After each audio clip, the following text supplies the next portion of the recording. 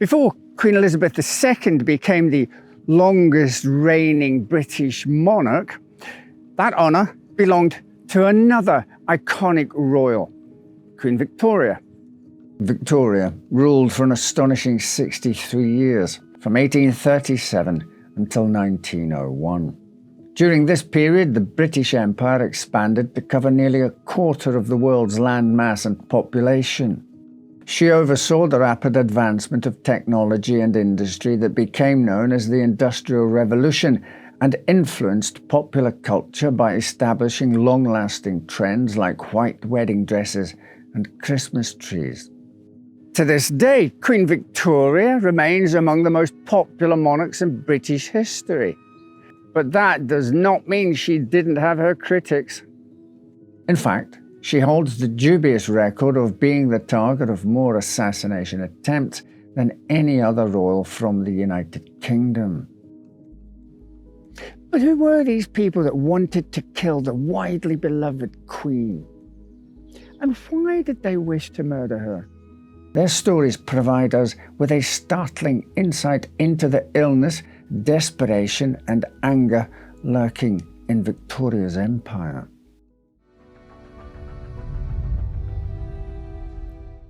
When the future Queen Victoria was born to the Duke and Duchess of Kent and Strathearn in 1819, she was fifth in line for the throne. Her childhood at Kensington Palace was isolated and controlled by her widowed mother under a strict set of rules known as the Kensington system. These rules included sharing a room with her mother and being chaperoned at all times. After the death of her father and three older uncles, Victoria became queen just weeks after her 18th birthday.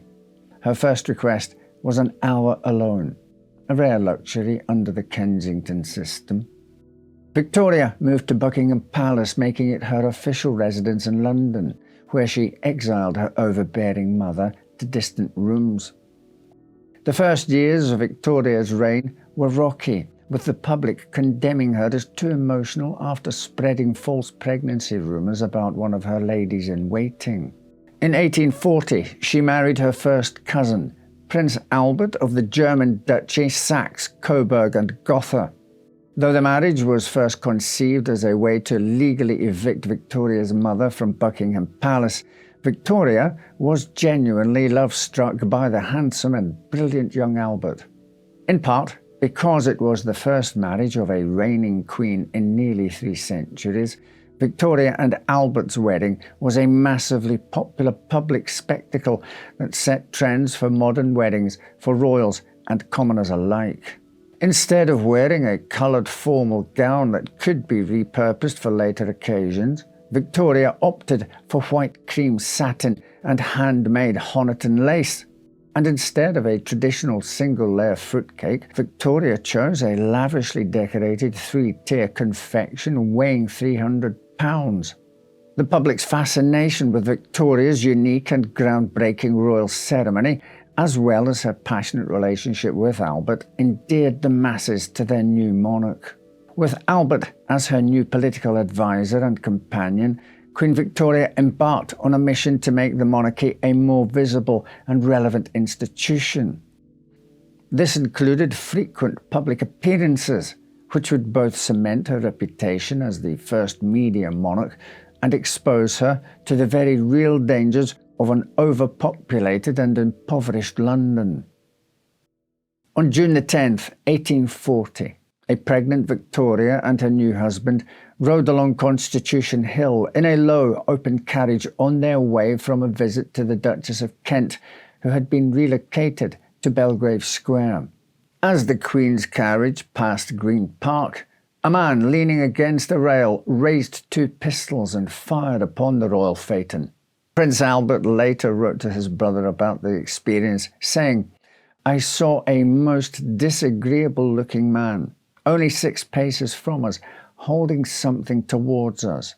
Before I could see what it was, a shot cracked out. It was so dreadfully loud that we were both quite stunned.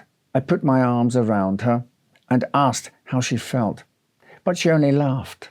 The man stood there in a theatrical position, a pistol in each hand, It seemed ridiculous. Suddenly, he stooped, put a pistol on his arm, aimed at us, and fired. The bullet must have gone over our heads, judging by the hole made where it hit the garden wall. The would-be assassin was immediately seized by onlookers and taken into custody. He was identified as Edward Oxford, an unemployed 18-year-old from Birmingham.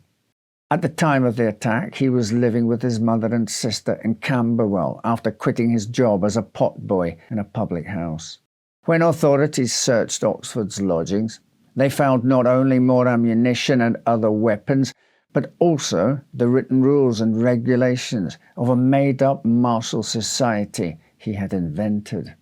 Though Oxford readily admitted to the assassination attempt, he claimed his pistols were loaded only with gunpowder, not bullets.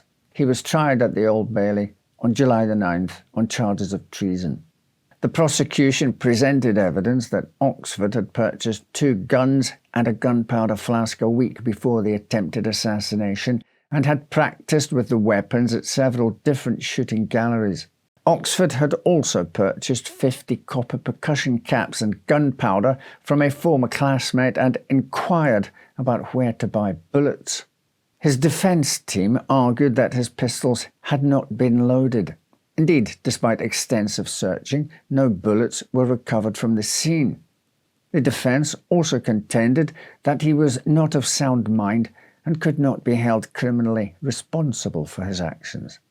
Various friends and family members testified that he had exhibited signs of mental illness from childhood and that both his grandfather and father were alcoholics with mental health problems. Because at the time both drink and hereditary influence were considered strong factors for insanity, these testimonies were very impactful.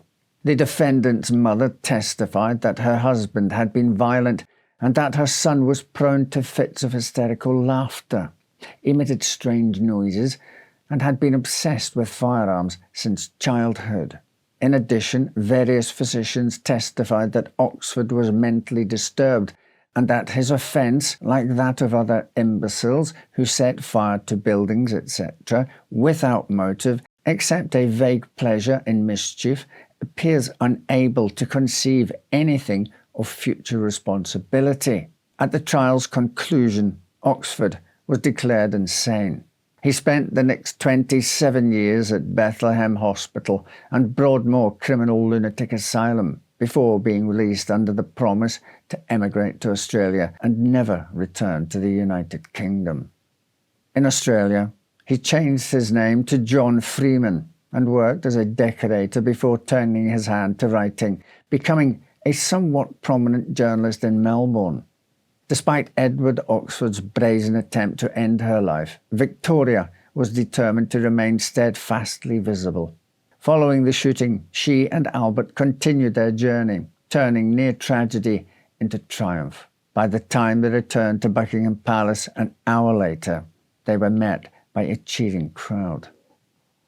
By 1842, the 24-year-old Queen had produced both a daughter and, for the time period, an all-important male heir, while continuing to conduct her rule as publicly as possible. On May the 29th, she and Albert were riding in their carriage near Buckingham Palace when Albert caught sight of what he called a little swarthy, ill-looking rascal. The man aimed a pistol at Victoria as the carriage neared, but the gun failed to fire, and the assailant flared into the crowd. A fearful Prime Minister, Robert Pate, begged the Queen to stay home until the man was captured, but Victoria believed she could hasten an arrest by acting as bait. The following evening, the Queen rode the same route in her carriage.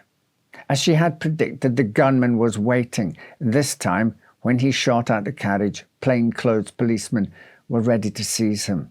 The attacker was John Francis, a teenage carpenter who'd recently embarked on a failed career as a tobacconist. Desperate for cash to support the struggling business, Francis had attempted to rob his roommate, but was caught by the landlord, who threw him out. Soon after, his tobacco shop was closed, and Francis found himself penniless, homeless, and desperate.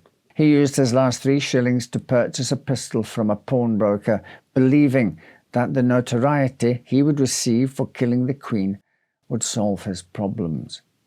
With this in mind, one can only assume he was quite surprised that, after being found guilty of treason, he was sentenced to death by hanging, drawing, and quartering.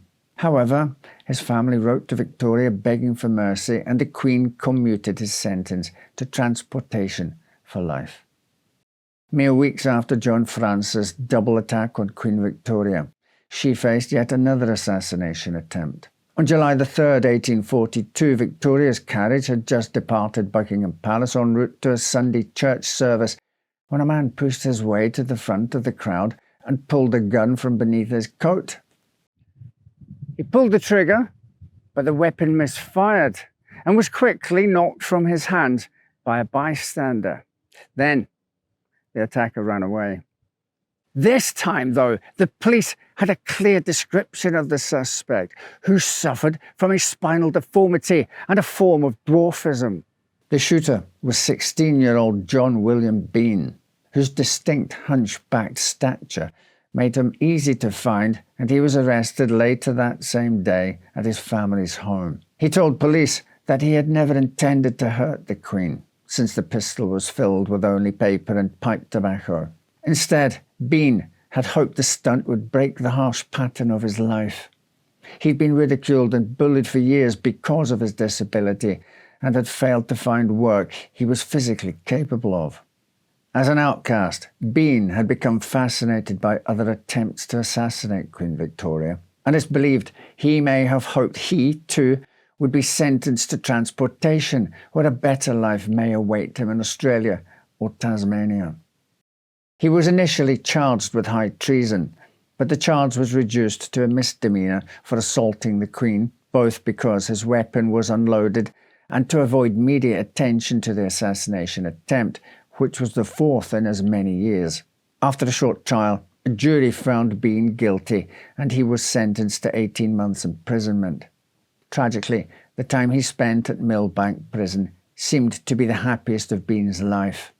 After his release, he struggled through a few jobs, married twice, and had a son. But he was never able to shake the depression that had compelled him to fire a gun at the Queen, and he was confined to a lunatic asylum at least once. In 1882, he ended his own life with a lethal dose of opium.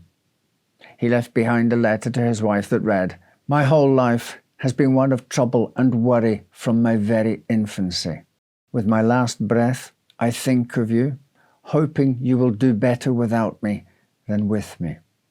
Bean's assassination attempt prompted the passage of the Treason Act of 1842, which created separate offences for assaulting or alarming the sovereign or having a weapon in the sovereign's presence. These charges carried a maximum sentence of 7 years and provided something of a middle ground for acts of treason that caused no harm, like Bean's, which had gone entirely unnoticed by the Queen. For the next 7 years, Queen Victoria enjoyed a much-deserved respite from treasonous attacks. She and Albert welcomed more children, and following the death of Victoria's mentor, former Prime Minister Lord Melbourne, Albert became the Queen's most influential and trusted advisor.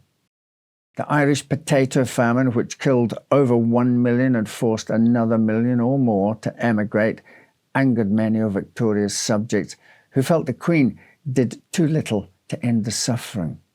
On June 29, 1849, an Irish bricklayer named William Hamilton decided to vent his frustrations in an act of violence. Hamilton, who was raised in an orphanage in Cork, had been forced to emigrate to London at the onset of the famine.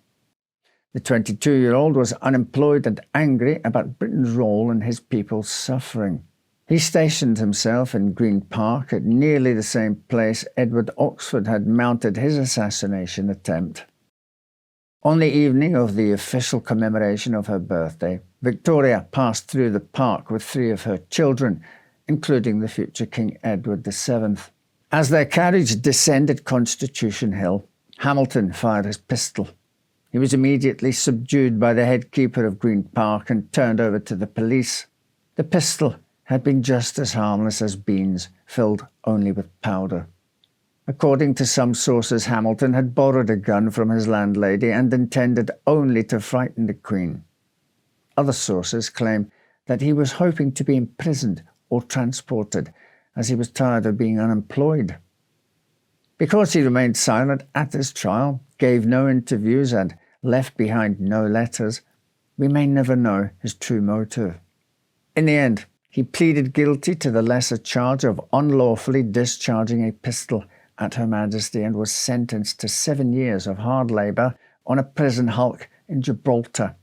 After, Hamilton left for Australia, likely working in the lead mines until his death. The Chief Justice who sentenced William Hamilton hoped his harsh punishment would dissuade any more mischief makers from firing powder-filled pistols near the Queen. Unfortunately, Victoria's next attacker simply chose a different weapon, one more personal. On the evening of June the 27th, 1850, Victoria left Cambridge House with 3 of her children and her lady-in-waiting, Viscountess Jocelyn. As their carriage passed through the gates, a well-dressed man stepped forward from the gathered crowd, ran up to the passengers and struck Victoria over the head with a metal-tipped cane. The crowd immediately apprehended the man and seemed prepared to deliver justice themselves when the Queen stood up and proclaimed, "I am not hurt." In truth, this bizarre attack was the closest Victoria had come to an actual assassination.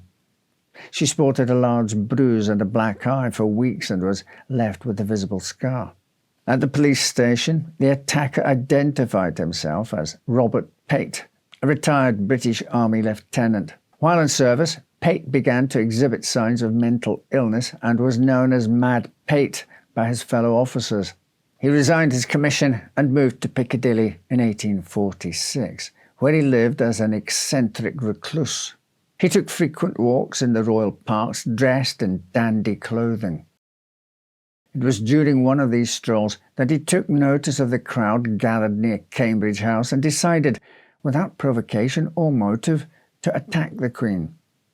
After the assault, Victoria insisted on following through with her plans to attend the opera that night, telling her ladies-in-waiting, "If I do not go, it will be thought I am seriously hurt, and people will be distressed and alarmed." Robert Pate was charged with unlawfully assaulting the Queen with intent to injure, assault with intent to alarm, and intent to break the public peace.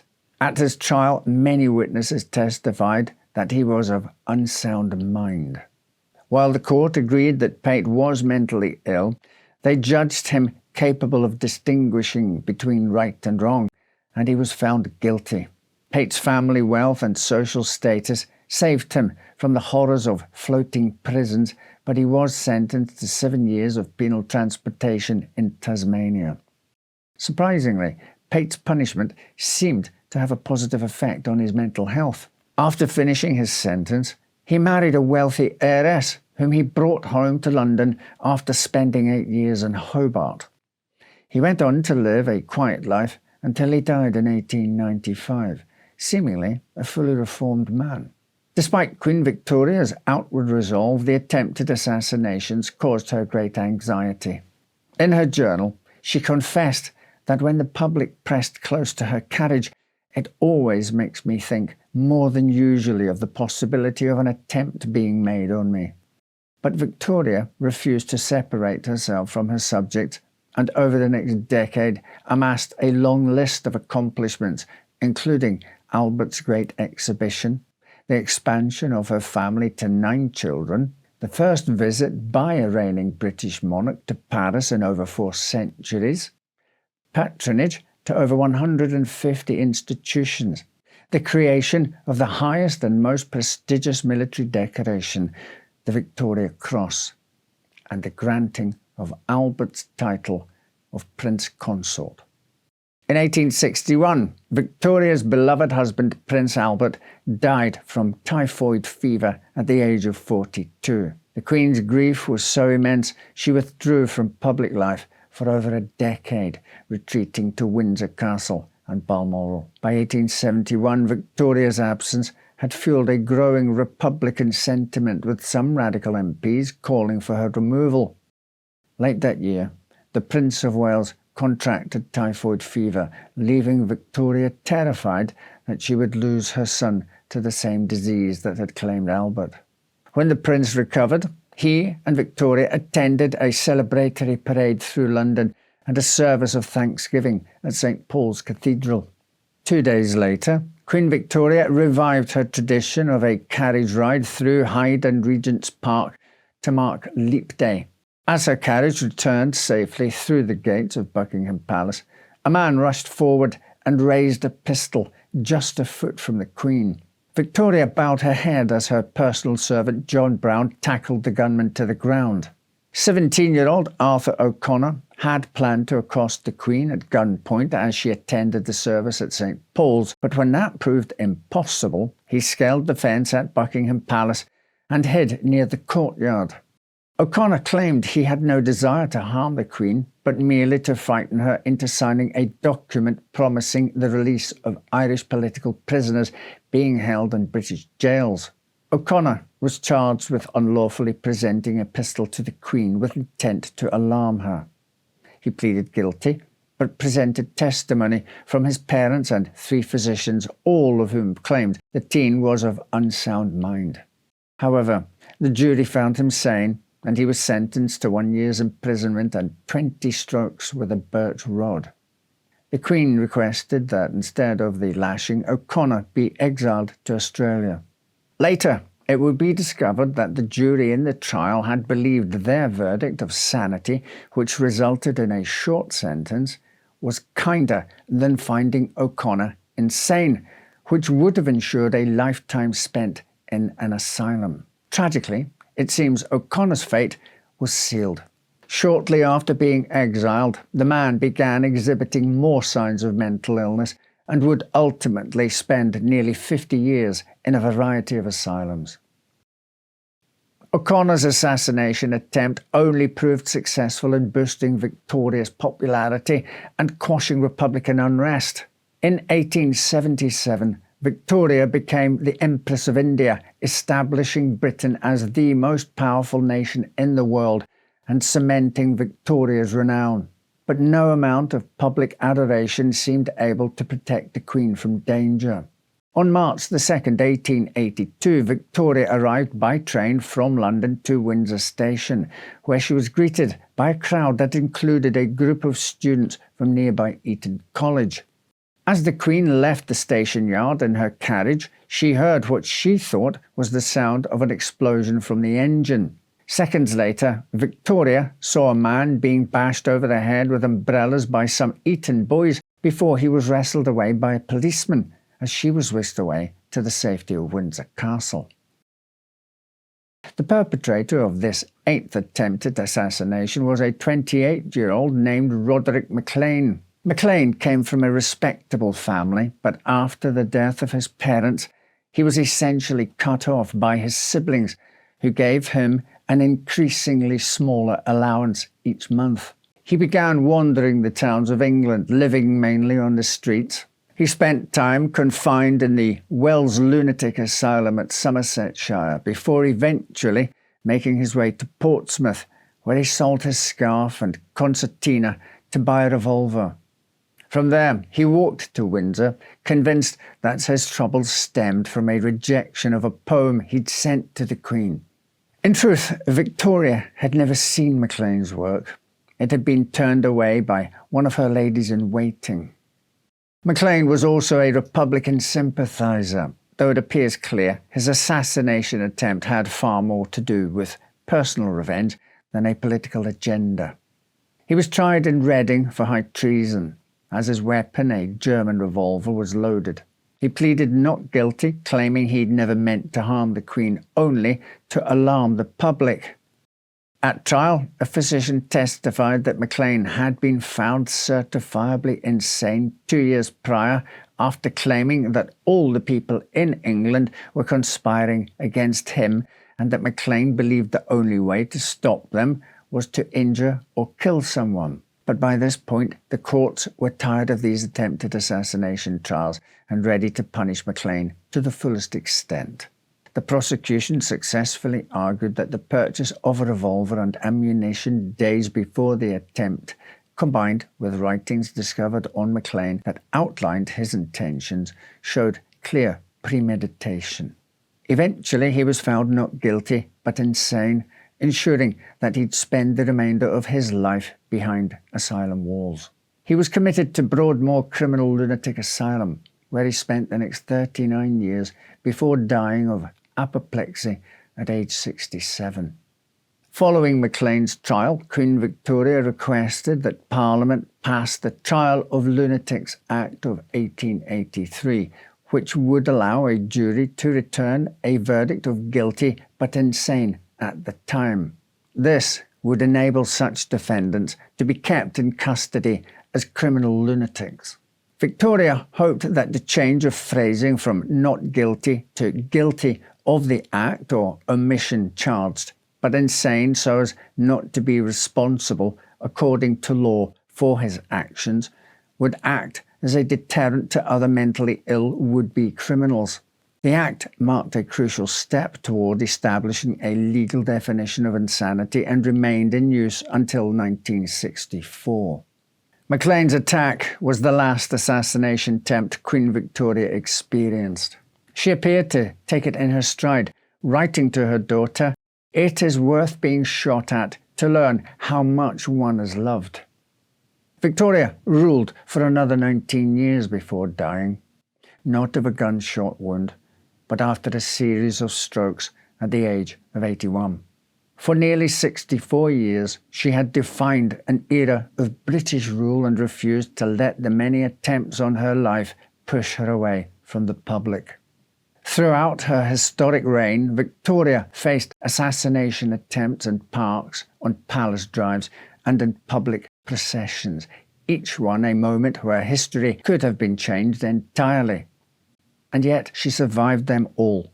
Most of the attackers were young men, often isolated and deeply mentally unwell, acting not out of political conviction, but from delusion, desperation, or a desire for notoriety. Ironically, rather than undermining her authority, each attempt only strengthened the monarch's grip on the public imagination, with Victoria cast again and again as the brave sovereign who stared down danger with unshakable calm. But behind the scenes, she was not made of stone. In her private letters, Victoria expressed fear, frustration, and even sorrow for some of her would-be assassins. In the end, these attempts say less about Queen Victoria herself and more about the fragile state of the nation that surrounded her, where poverty, mental illness, and a lack of support systems could turn lost souls into dangerous ones. And it raises a troubling question. How many of history's most defining moments have come down to the instability of a single mind and the sheer luck of a missed shot? Thank you for watching. Right then, take care, and I'll see you next time with another story to make you say, "Well, I never."